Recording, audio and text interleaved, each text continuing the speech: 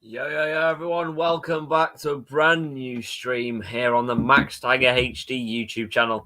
Today, we are back once again with the F1 Chat, and it's episode 6, where we are today talking about the Spanish Grand Prix and, of course, the upcoming one this weekend, as you've just seen, Monaco. The Monaco driver, Charles Leclerc, is going to be happy about this one. So, it's been just a quick notice before we do get started. The lack of there will be a lack of content within the next. So next week there'll be maybe a little bit of content. The week after, and then 2-3 weeks after next, there'll be like limited amount of content. There'll be a lack of content here and there. So it's different, but I mean it's one of those where I'm just busy.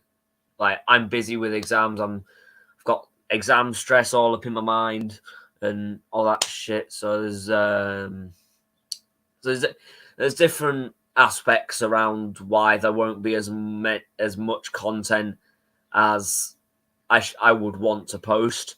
Plus, there's not really much to chat about at the moment. I will be doing a match reaction to the Champions League final for Liverpool versus Real Madrid. Of course, Liverpool being my second team.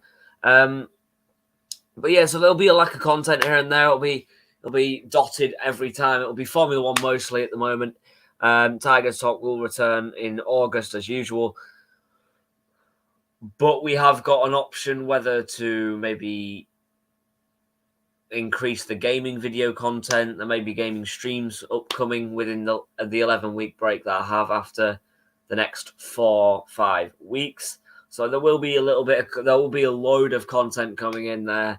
But at the moment, it's just going to stay limited, just simply because the exams are going to get to me at some point or another. So we're going to have to get on with that. But yeah, it's hopefully going to be a good one. But yeah, we're going to have to hope that that I can get as much content as possible.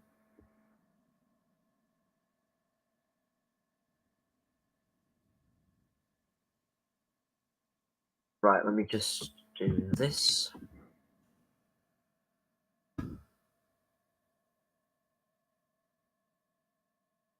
There we go. Anyway,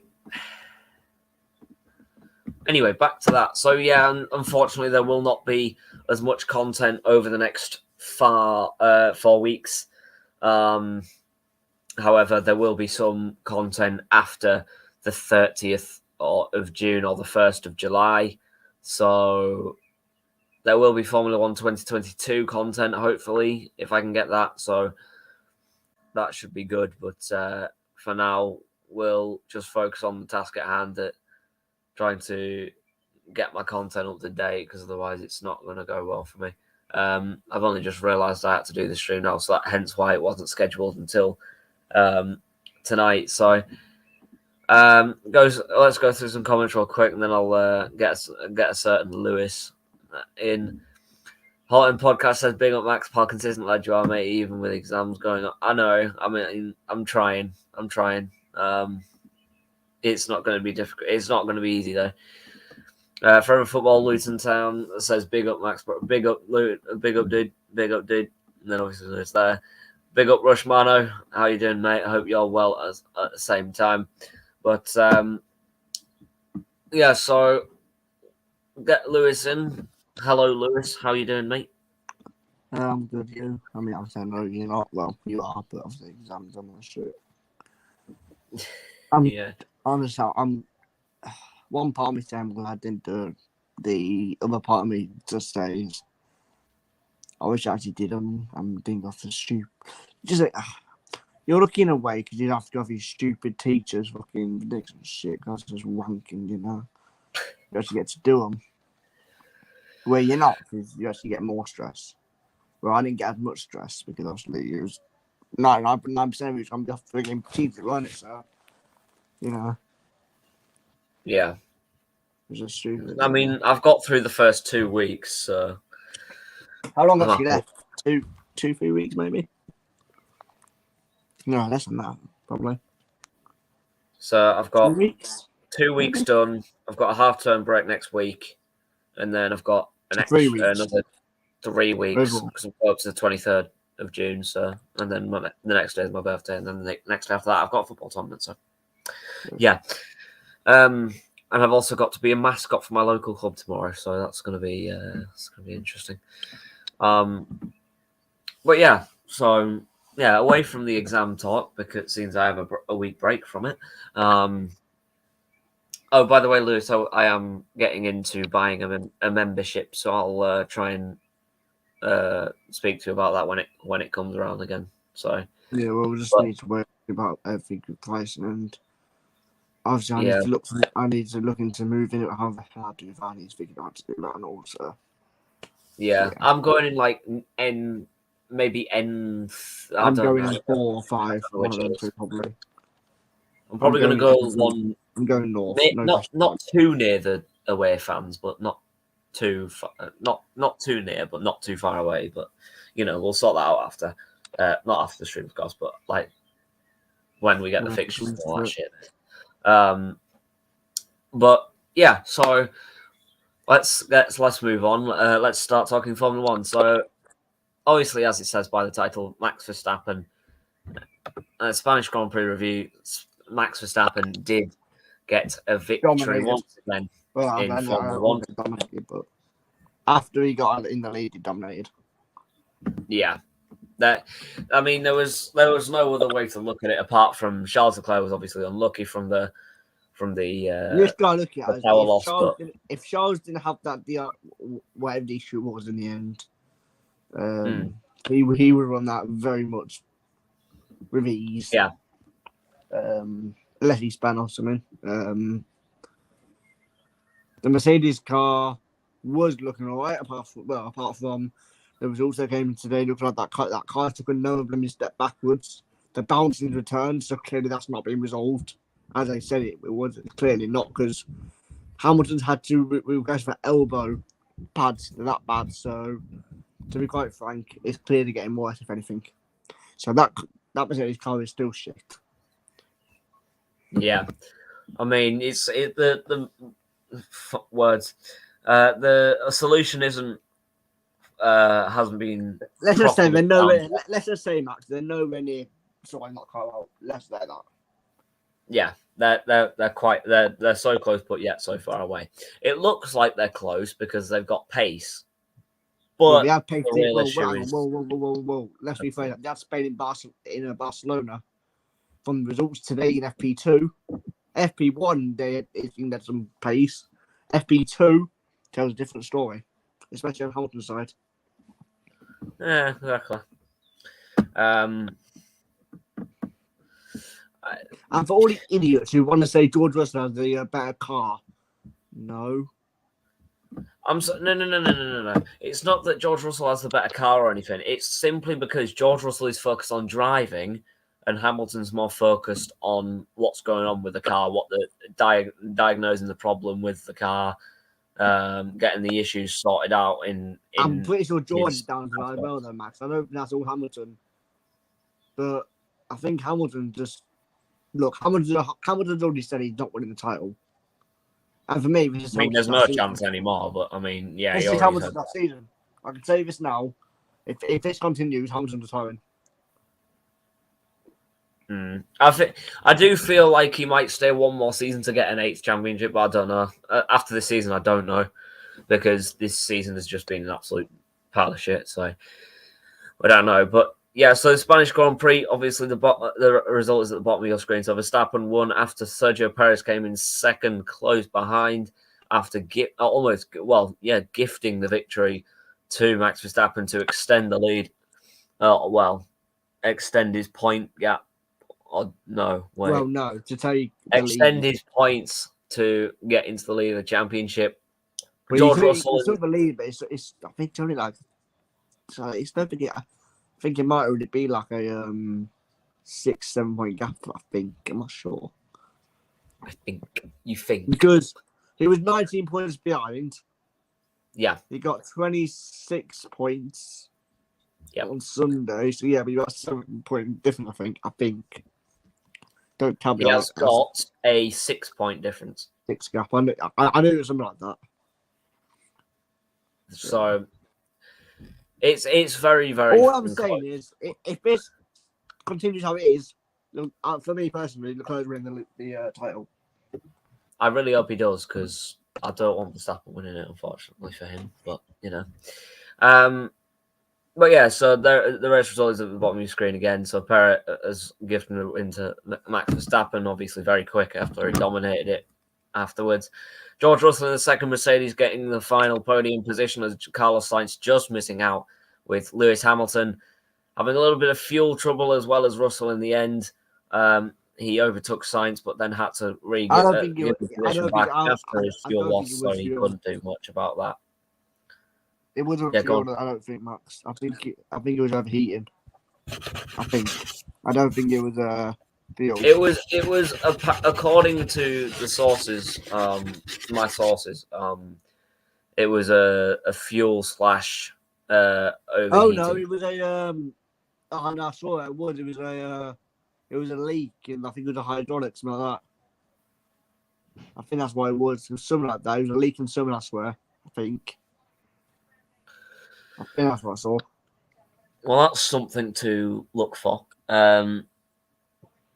But yeah, so Bottas again coming in inside the top 10. So Bottas obviously being an absolute beast in the Alfa Romeo, getting all the points this year, and that's the same with the Haas car. They're good cars this year. They're good cars, and if I'm going to be honest here, people might think the Williams is the worst car, which yes, it probably is. But there's a big shelf. The Aston Martin's been the worst car in this year, because that is awful for Aston Martin. Yeah. But yeah, Ocon Mercedes, because that is awful as well.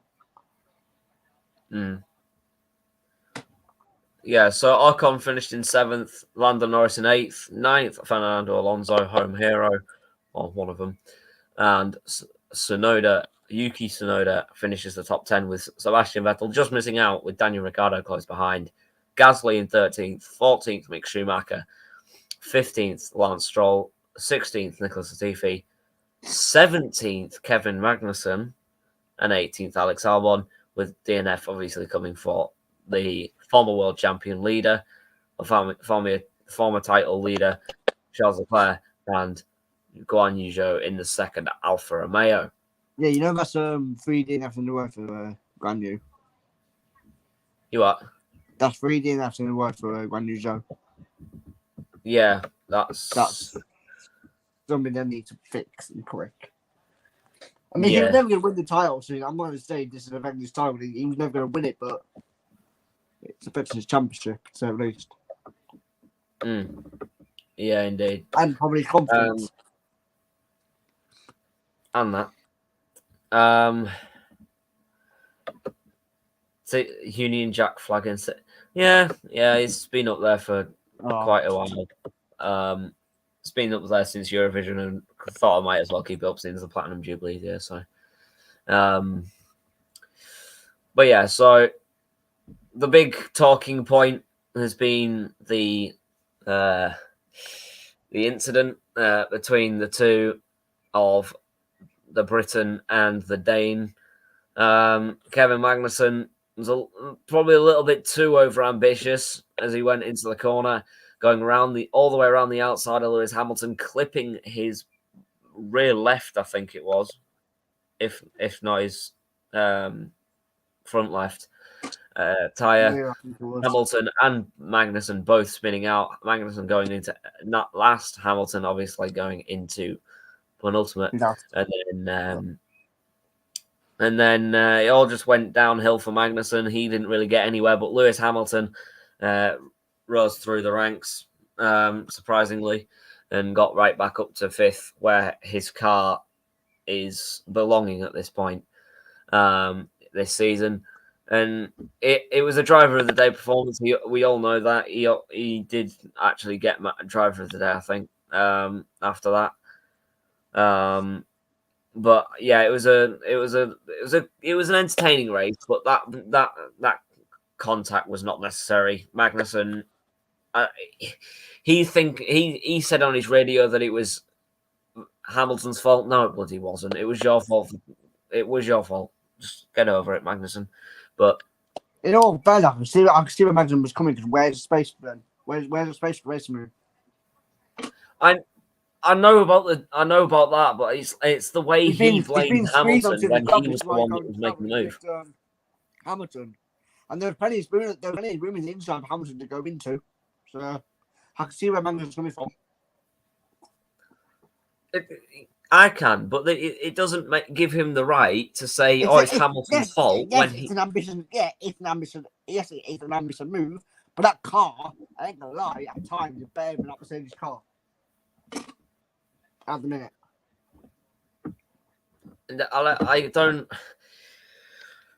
I don't want to hate on Magnussen, but I think I'm gonna have to just for this moment, simply because it was Lewis's corner.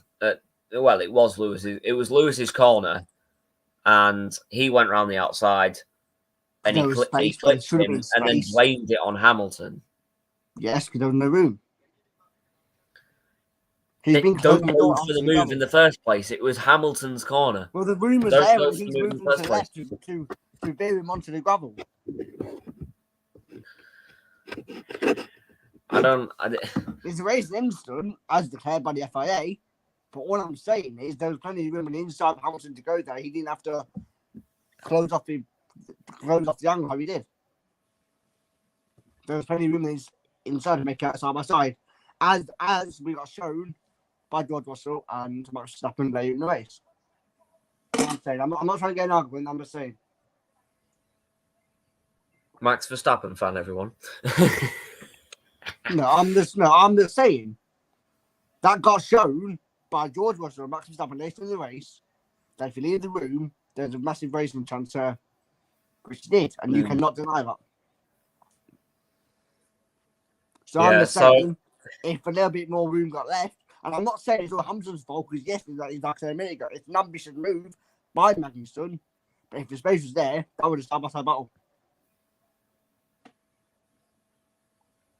I mean, I don't really know how to view it, apart from it was Hamilton's corner. Magnussen was a little bit too ambitious, and it just got caught in a tangle.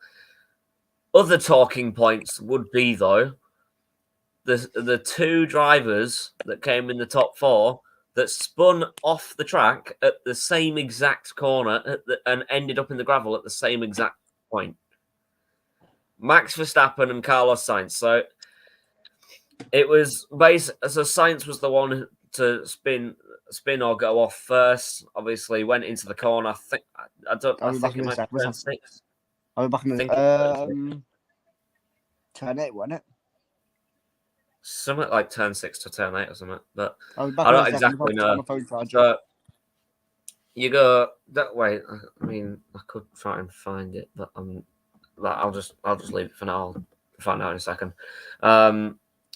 But yeah, so Sainz went off. He was going down the straight, went into the corner, went right, got a little too much understeer.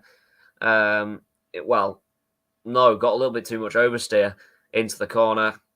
Tried to correct himself and tried to correct himself twice, and then went off the track into the gravel, spun a full 360, then didn't beach it this time in the gravel and got out safely. Max Verstappen had the same incident though a few laps later. When he went off the track, it was pretty much the same exact thing. However, he didn't spin as much, so he went into the corner. He slammed on the brakes, got a little bit too much of the oversteer. He got a little bit of a snap going into the corner, and then he had a quick snap and then went straight on forward into the gravel, but then safely got it out as well. So two massive moments that didn't really define the ending outcome of the race, but still were big enough to let it loose a little bit. Sainz obviously finishing fourth in the end, and Max Verstappen obviously winning. So can I just hang on? Can I just compare something then? About this Max and Hamilton crash then. Yeah. Go on. Catch your mind back to Silverstone last year. That was Verstappen's corner. Got squeezed off. And the rest for him. Because his space weren't given there either. Monza, yes, Verstappen's fault.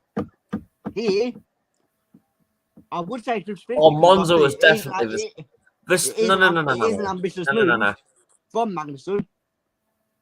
However, if your space was there, so come out. If we're talking about Monza, that was stupid, in my opinion, from Verstappen. Shouldn't have done that. That was stupid, yes. It was quite. To be fair, he was coming. He was racing him, but I mean, like you can't like. But again, as much as Hamilton was there and it was Hamilton's corner, there was more space on the outside. However,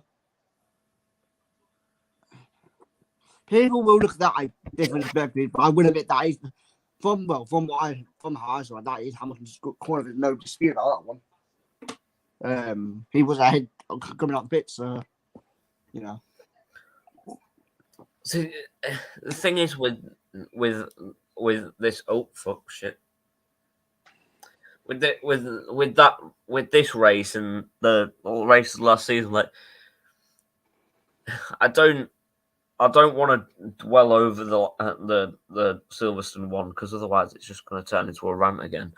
But yes, the Cops one was Verstappen's corner. Hamilton maybe could have given him just a tad bit more space. He should have been given more space. Unfortunately, he should have dropped out of that because it was quite clear there was somebody's corner, and then blooming Toto going on the mic, obviously complaining that per usual. But you could have said that about Monza.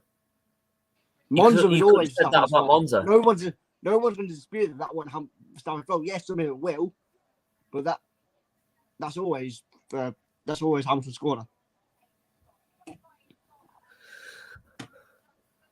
Anyway, well, yeah. So moving on from that, let's take a look at how that affected the driver's standings. And Max Verstappen takes the lead by 6 points in the Drivers' World Championship with 4 wins, as he's on 110 points. Charles Leclerc on 104 points with 2 wins in the Ferrari, as he leads over Sergio Perez by more than 19 points, with George Russell in fourth, about 11 points behind, with Carlos Sainz only 9 points behind him, and Lewis Hamilton on 46. So he's got a little bit of way to go, but he's also 19 points behind Carlos Sainz. So it depends what happens with Carlos Sainz in the next few races, depending on whether Lewis Hamilton can jump up. Then it's Lando Norris behind him, with Valtteri Bottas in P8, pretty much where he's been most of the time, and he's been quite a substantial driver for Alfa Romeo. He's been leading the pack. He's been leading the two of them, of course, getting the points on the board. The rest of the drivers' standings did not change a single bit, apart from the top 2. It was every single man for themselves, and they all just drove the same exact places. So Esteban Ocon and Kevin Magnussen finished the top 9 and 10. Daniel Ricciardo, Yuki Tsunoda, Pierre Gasly, Sebastian Vettel, and Fernando Alonso were all in from P11 to P15. And Alex Albon beats Lance Stroll, Guan Yu Zhou, Mick Schumacher, and Nicholas Latifi into 16th as we go down to 21st. However, it would be 20th if we didn't have Nico Hulkenberg, or Nico Hülkenberg. Yeah, so so the Drivers' Championship doesn't really change as much. The Formula One standings for the constructors, though, it does change in the top two once again. Of course, Red Bull are at the top of the table now with 4 wins and 195 points, with 169 points for Ferrari, with 2 wins in second. So a little bit of a gap. But I mean, it is what it is. It is what it is, and so that's a 26-point gap. So basically, it's basically a race win for Ferrari, with no points for Red Bull at all. So it's still close. It is still close. We've got a massive race ahead of us, so we'll get into that in a second. But it hasn't really changed and affected the standings either side with any impact or much, apart from the top two, which we all expected. But George Russell and Hamilton, Lewis, still going strong, and even with a shit car. And then we've obviously got the rest of them with Latifi and Hülkenberg and Schumacher and everyone else still sitting on 0 points, unfortunately for them. However, it was quite the valiant attempt to hold Verstappen at bay for George Russell. It did give Hamilton a puncture, also that collision, just if you didn't know that. So yeah, Hamilton moved into 4th behind Russell with a move on Ferrari's Carlos Sainz around the outside of turn 1 with 6 laps to go, but Hamilton lost the position again after being told to slow down because he had a coolant leak, and could not use full throttle, so I had to bring it home safely. Russell did receive the same message and coast at the end of the race. In his case, his car was overheating throughout the Grand Prix. And Verstappen did have his share of bad luck with 2 retirements from the first 3 races, but enjoyed good fortune recently. Leclerc was on course for a comfortable victory after a rare error from Verstappen. However, it just went wrong. And the race had looked finely poised between the two until that point. But I mean, it happens. And Verstappen was held back quite a little bit when he tried to overtake George Russell, as he was held back by a DRS overtaking aid that rarely worked. But at the same time, Russell put in a superb defensive drive to hold the Red Bull back for 19 laps. And in the end, Red Bull decided to switch strategy to get Verstappen past Russell and stopped him on lap 28 for a set of soft compound tyres, which allowed him to run it in clean air. And when he stopped again on lap 44 for a final set of medium compound tyres, he emerged ahead of George Russell with only Checo Perez ahead. So Red Bull apparently told the Mexican not to hold Verstappen up, and he was passed into the lead in a few laps. Oh, fuck's sake, it's happening again. A few laps later, a decision Perez said was unfair on his slowing down lap. He said, "I am happy for the team, but we have to speak later." Interesting. But yeah, so Verstappen's spin left Leclerc alone and unchallenged out front, and he was nearly 30 seconds in the lead when he made what should have been his first pit stop for fresh tyres on lap 21. But the Ferrari re-emerged nearly 6 seconds in the lead, and with Russell still holding back Verstappen, Leclerc was 12.6 seconds in the lead and in total control when his engine failed 6 laps later, and he lost power, which was disappointing from my perspective, as he really did deserve to win that race. Leclerc will be a strong favourite for the victory in Monaco, obviously the home hero, the Monacash driver.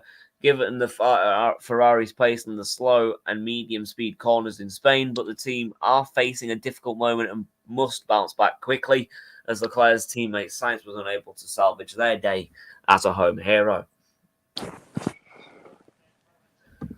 I can just see how. So, I can see how it was per.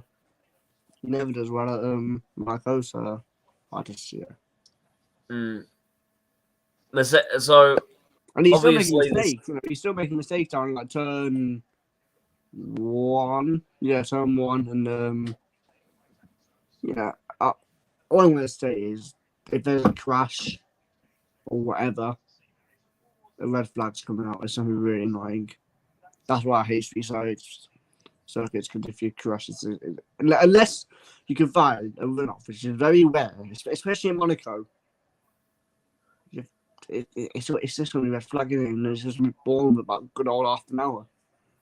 That's just That's why I actually kind of hope, like, as much as it's a very good race,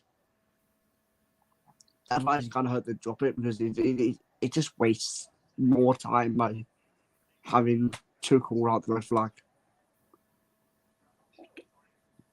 Yeah. Well, it was disappointing for Leclerc, but I mean, it's happened to many of us.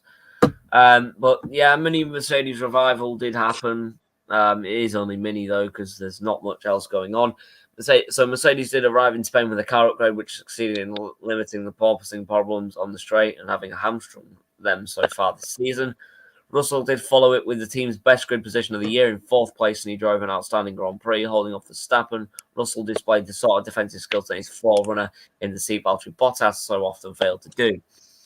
So ultimately, Red Bull were able to pin some Mercedes on strategy and unleash their extra pace to their car, and Russell was helpless to hold them back. Hamilton, meanwhile, had a dispiriting start. He was fighting for 5th, with Sainz going into turn 4 on the first lap, but he collided with Magnussen as the Dane tried to go around the outside and punched his left front tyre. So it was his left front.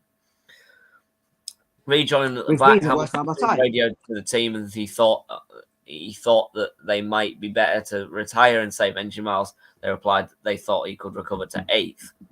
Little did he know, he recovered to fucking 5th. So you're wrong there, Hamilton. You're very fucking wrong there. But, Lewis, you were going to say something? Yeah, front left, they're side by side.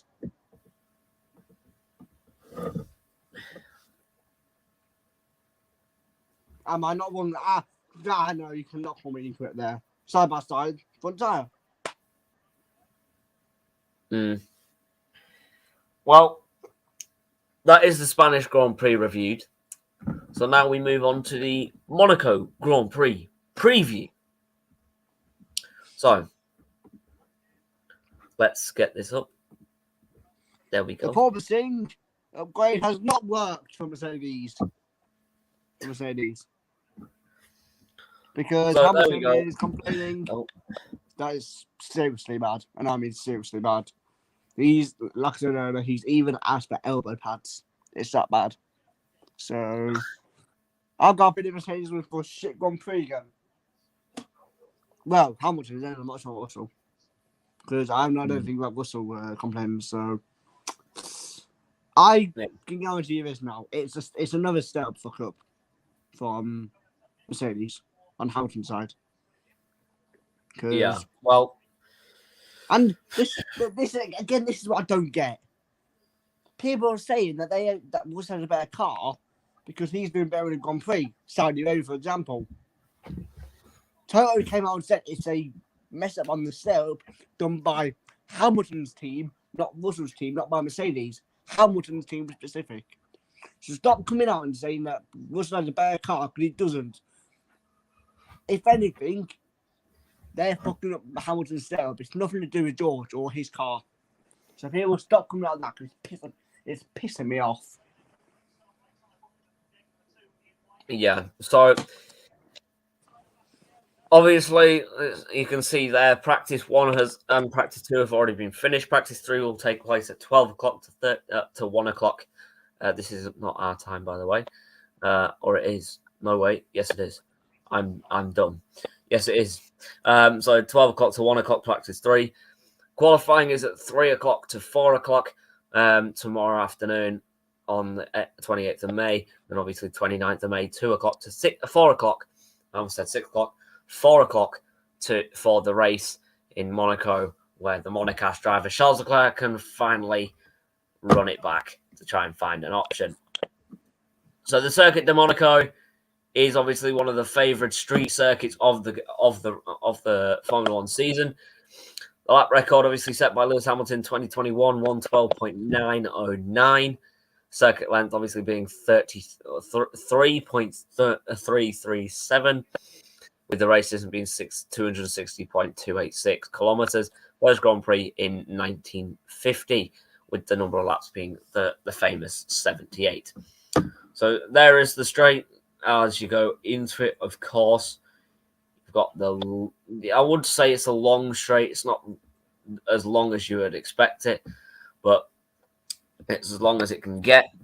Then you go into turn 1. It's not a tight turn 1. However, you can get really, really tight up against the barrier when you go into it. So you go into turn 1, then you go all the way up the hill into turn 2, and then you got a little bit of a left-hander into turn 4, as then you go straight right again.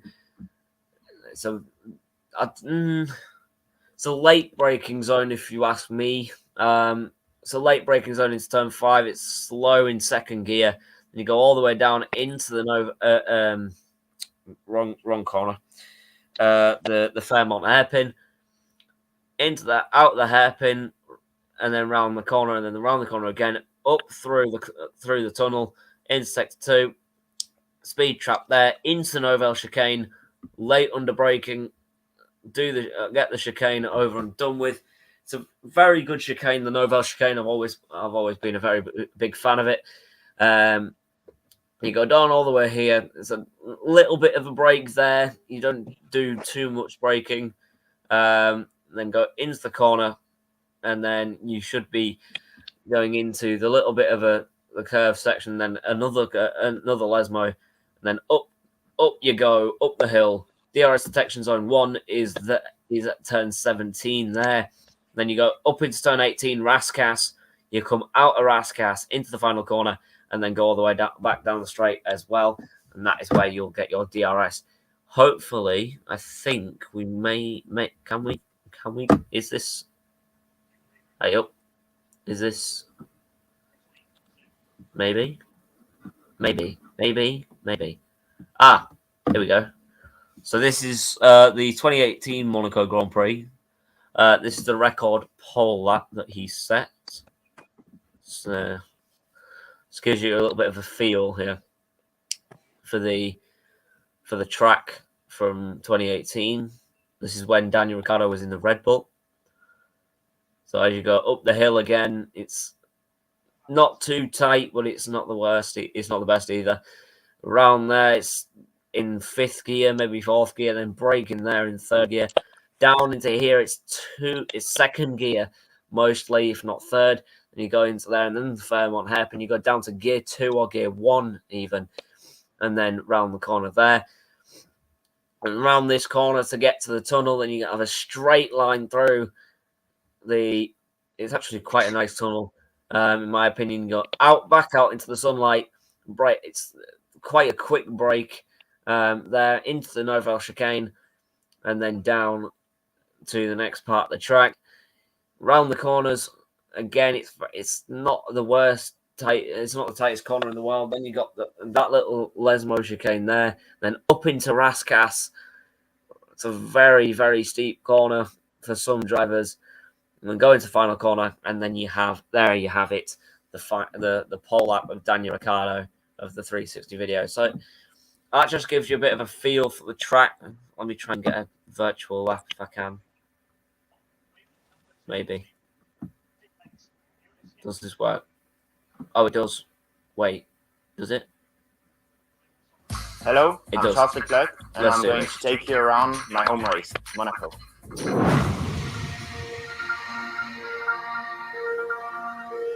So, start finish line where I used to take the bus to go to school. First bumps at braking, which is quite a hard corner, Sendevots, and you need to have a very good exit because all the exit is uphill.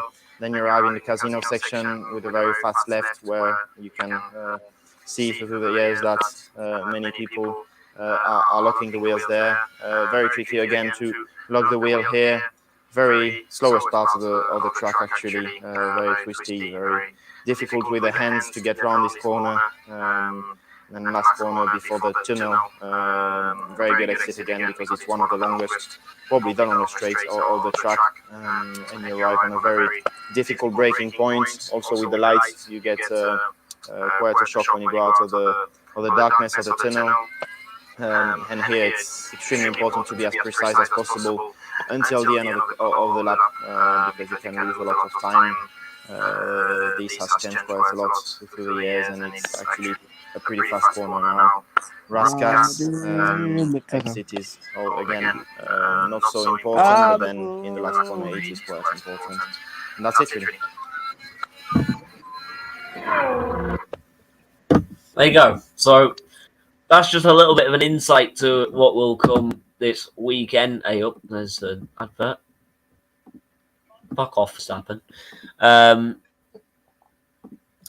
But yeah, so that's a little bit of an insight of what we can expect from this week's race. This weekend, it's probably going to be a bit of a tough one for the Mercedes, especially because they're going to have to get the strategies perfect and pinpoint to have a chance at even getting into the.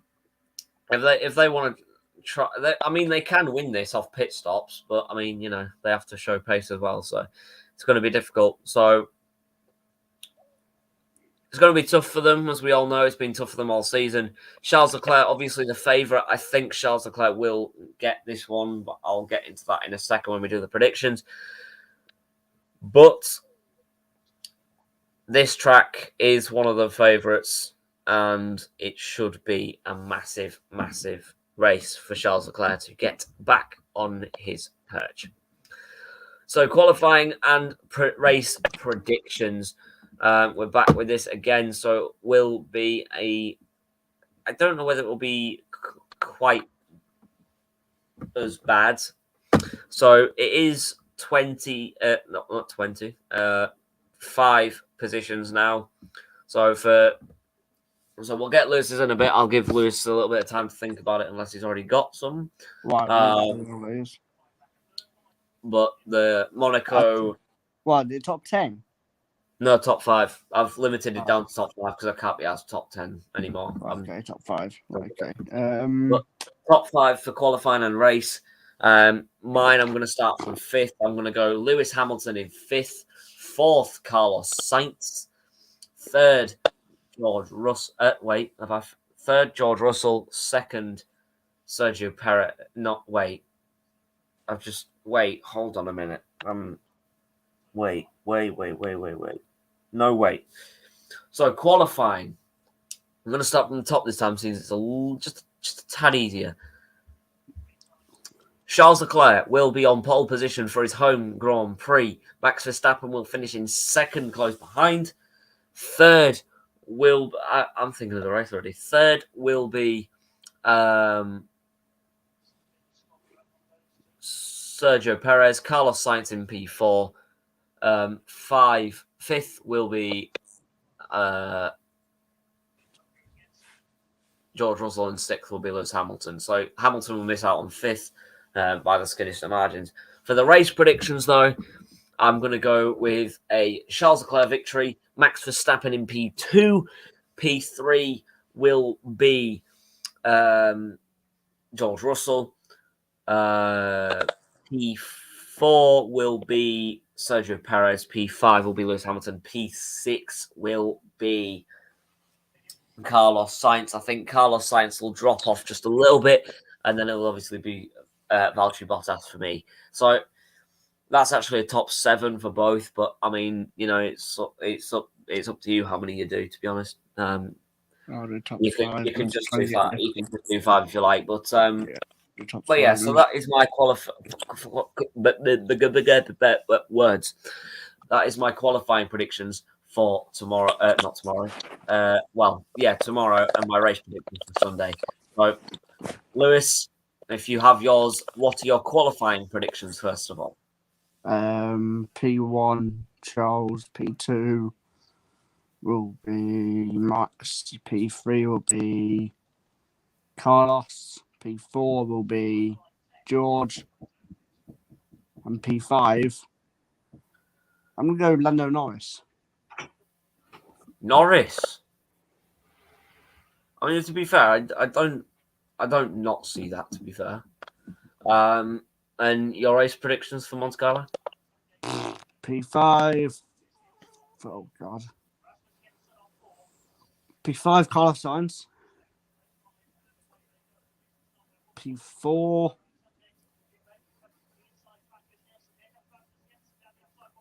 Sergio Perez. P3 George Russell. P2 Charles Leclerc. P1 Max Verstappen. I have this guy feeling Max will get him in P1 and it'll be so hard to take. Yeah, I hear that. So that is our predictions for this weekend's race. But it wouldn't. Seriously, I know this is a completely different track to Barcelona, but this is my serious opinion. If Valtteri Bottas is a 3-stop and not a 2-stop, I seriously had a feeling, but I could have been on a podium. Yeah, well, last weekend, not this weekend. Last weekend.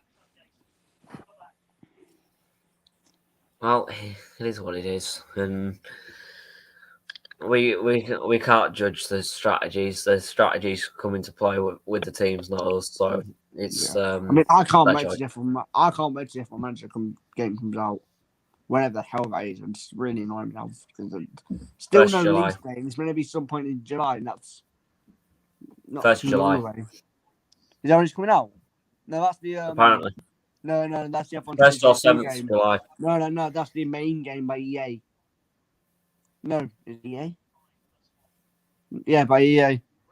I'm talking about the F1 Manager game. Don't worry about the game. Let's not worry about the game. The main game coming out 1st of July. I'm about the Manager game.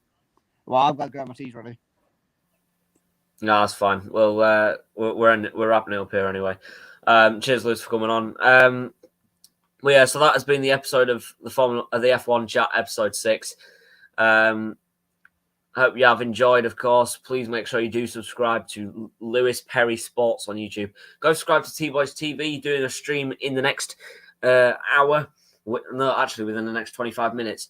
But yeah, so please make sure you do subscribe to the channel, leave a like on the stream, and turn the post notification bell on. It will really help me out in this YouTube algorithm. So I really hope you have enjoyed, and it won't be the easiest, I can tell you that much, but at least it'll be a different one, and gotta say it'll be an interesting day on Sunday. But at the moment, that flag will be flying high this weekend and next weekend. But yeah, until then, I'll see you all in a bit. Thanks for watching, everyone. Have a good night. See you all next time. Bye-bye.